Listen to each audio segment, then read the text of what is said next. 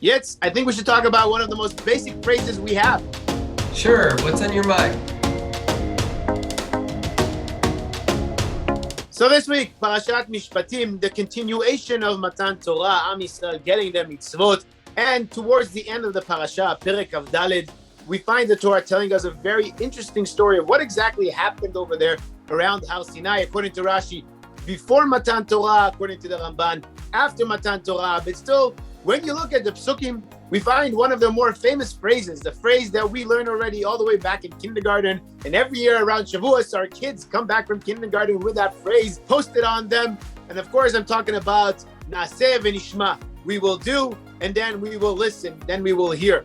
And when we learned this concept of Nase'e VeNishma'a, when we were taught this concept, we were always told that Am Yisrael first accepted on themselves the mitzvot, and only after that they said to Hashem, okay, now we're going to hear what these mitzvot are, as if to show our love to HaKadosh Baruch Hu and the Torah, to show how we first accepted the mitzvot and only then heard what they are. But really, when you look inside the Psukim, you can't not notice that this is not what happened. On the Pshat level, when you look at the Psukim, first Moshe Rabbeinu tells Am Yisrael what the mitzvot are, and then Am Yisrael say Nase'e last week. And then this week again, Moshe Rabbeinu tells Am Yisrael the mitzvot, and Am Yisrael says again, just Nase'e, we will do. And only after that, the third time, Moshe Rabbeinu tells them the mitzvot, and then they say Nase'e VeNishma'a. Now, even though the Gemara in Shabbos tells us the famous midrashim of the Malachim asking HaKadosh Baruch Hu, who told this secret to Am Yisrael of first doing and only then listening, and the famous midrash with the two crowns that Am Yisrael received of Nase'e VeNishma'a, still, when looking at the pshat of the Psukim, you have to ask, what exactly is going on? What is this meaning behind Nase'e VeNishma'a? Why do we put so much emphasis onto this idea of Nase'e VeNishma'a when really the pshat of the Psukim, we see that first Am Yisrael listened and only then they accepted it on themselves. So what exactly is so important about this Nase'e VeNishma'a that we find in this week's parasha? Yeah, that's very interesting. And actually, it makes more sense to just say Naaseh, as the Pasuk says, because if they already did hear and they did listen to Moshe, so all they're left to do is to accept what Moshe says. Moshe taught them the Torah that he learned, and they say, everything you've said, we accept upon ourselves. We're going to do. What does it even mean we're going to do and listen? You're finished listening. What do you mean do and listen? So we really have to understand this. But I think if we compare right here in the Psukim, these two examples, one response is Kol Asher Diber Hashem Naaseh, and the other one is Nase'e VeNishma'a. So what's the difference between what they heard? And if we look carefully, we'll notice that the first time, what we see is Moshe Rabbeinu telling them. The word is Vayisaper. Moshe tells over all the things that Hashem taught him, all the Mishpatim, and they respond to this with saying, everything Hashem said, we'll do. But the second time, the words we see are Vayikra, because right before that, it says that Moshe sat down and wrote all of this down, and then he read it to them. Meaning the difference was that one, it was just Moshe telling over what he had learned, and the other was Moshe already reading from the words that he had written. And I think this is one of the most fundamental concepts in Judaism, because we know for generations, Am Yisrael was known as the people of the book. Why the people of the book? Because we stood out in the fact that we studied, we learned, we focused on reading, on learning, on growing, on studying. And you know, reading and studying doesn't necessarily have to go with religion, because if what I'm supposed to do is listen to God and follow his mitzvot, then all I need to do is listen once, learn all those mitzvot and do them. But learning Torah, the study of Torah, is much more than that. It's a part of everything. It's a part of the relationship with the HaKadosh Baruch Hu. It's part of what we're supposed to do. It's one of the most essential mitzvot is not only learning so we'll know what to do. One of the things we're supposed to do is to sit and to learn and to grow from this learning. And I think this all is hidden in the Psukim here. Because when Moshe just tells us what we're supposed to do, at that point we really just say, okay, we're ready to do it, we'll follow, we'll do whatever Hashem wants. But then Moshe writes it down. And once it's written down and he reads, we understand this is something else. Once we have a book, it doesn't end here. We're not just going to listen once and then do it.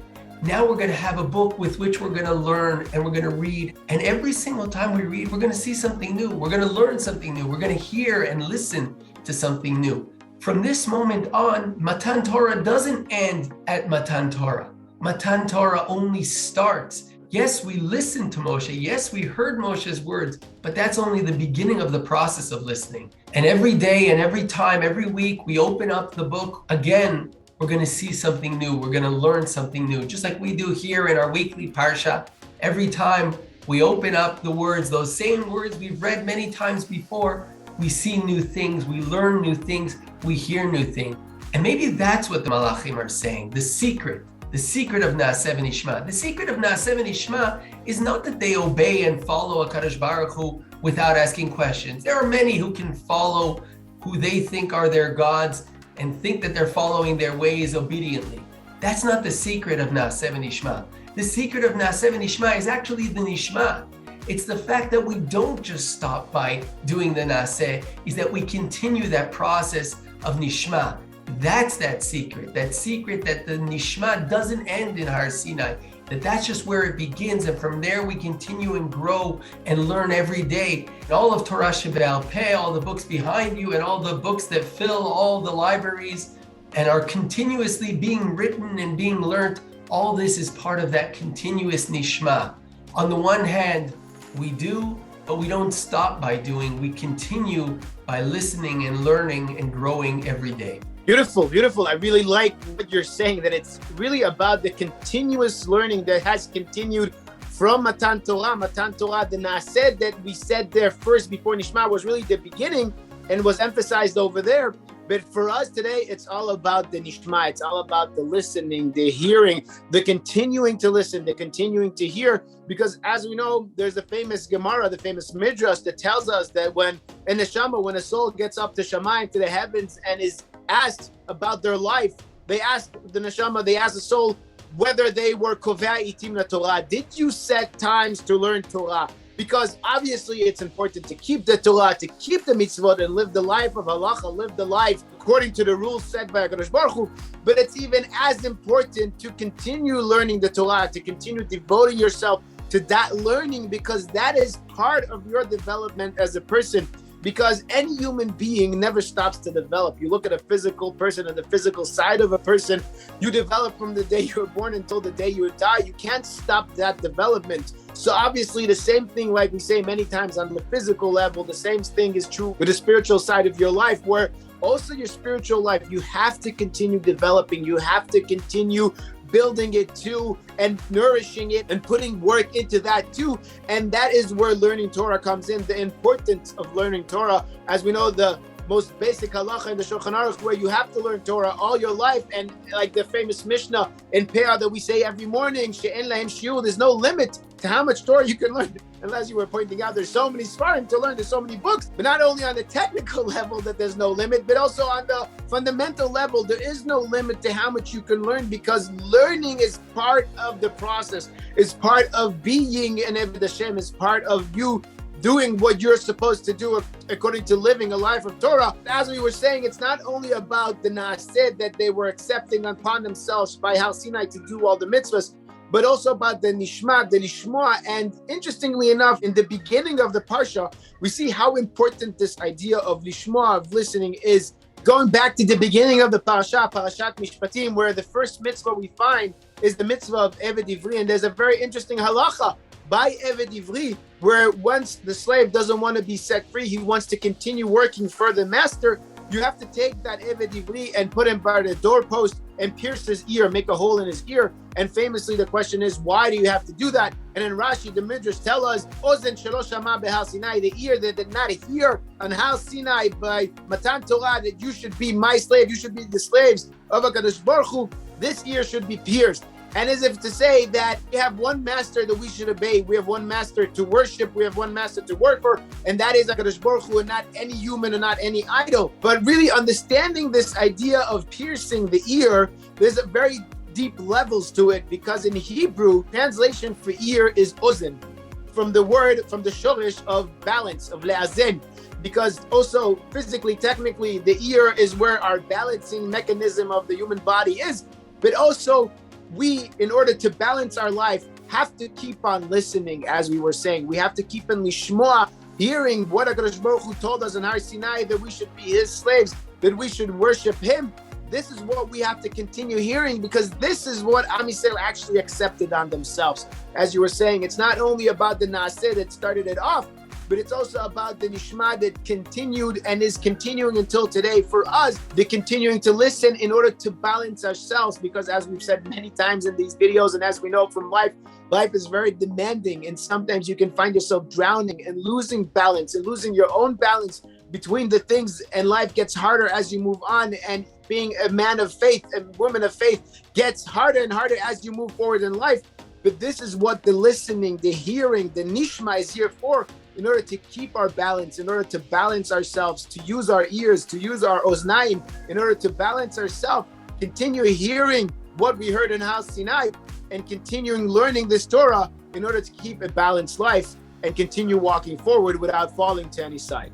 Very interesting. And I think this can also explain the other words in the Psukim here, because we're in the middle of a description of Nadav, Avihu, Moshe, Aaron, the Shivim Zkenim, the 70 wise people that are going up towards Har Sinai more than everyone else. And then Moshe steps even further than everyone else. And just in between, just before the Nase'e VeNishma'a, we have suddenly Moshe sending Na'arei Bnei Yisrael. Not so clear who they are, the young people of Bnei Yisrael, to do this special korban. And this korban is done in a very interesting way. He starts by setting up 12 matzevot for the 12 tribes, and again sending these Na'arei Bnei Yisrael to be part of the korban. What exactly is going on here?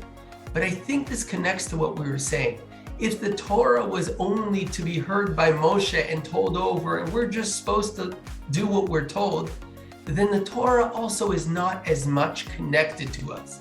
We do it, we obey, we follow, but we don't have that relationship, that connection with the Torah.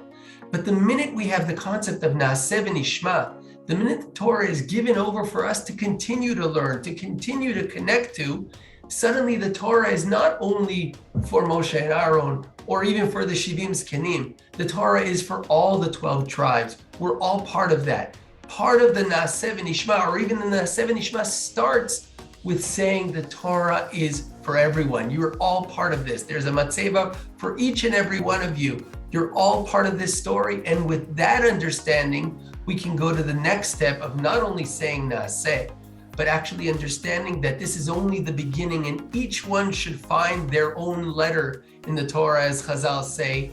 Everyone should continue to learn and to find themselves, so that together we can truly get to a full Naaseh and continued Nishma. Beautiful, beautiful. And on that note, we'll just remind our viewers that if you have not yet subscribed to the channel, please consider subscribing. Help us grow the channel, spread these videos around, spread this Torah around, help more people get to the Nishma, continue their learning, and learn more and more as we do every week here on this channel. And also, if you like this video, of course, comment below, like the video, and we'll just remind again what we discussed last year. Last year, we talked about the very interesting pasuk, one of the few psukim that we find in the Torah that repeats itself exactly word for word again, the pasuk of Lo tevashel b'di v'chalev imo, which we find in this week's Parsha and in a few weeks' time. Why is it connected to Bikurim? What's the relationship between basar v'chalav, eating milk and meat together, to the mitzvah of Bikurim? We'll link that video right now. And Shkoyach Yitzi. Shkoyach Tuvia, beautiful. Shabbat Shalom. Shkoyach Tuvia, good Shabbos, Shabbos Mevorchim, so Chodesh Tov, and we'll talk again next week.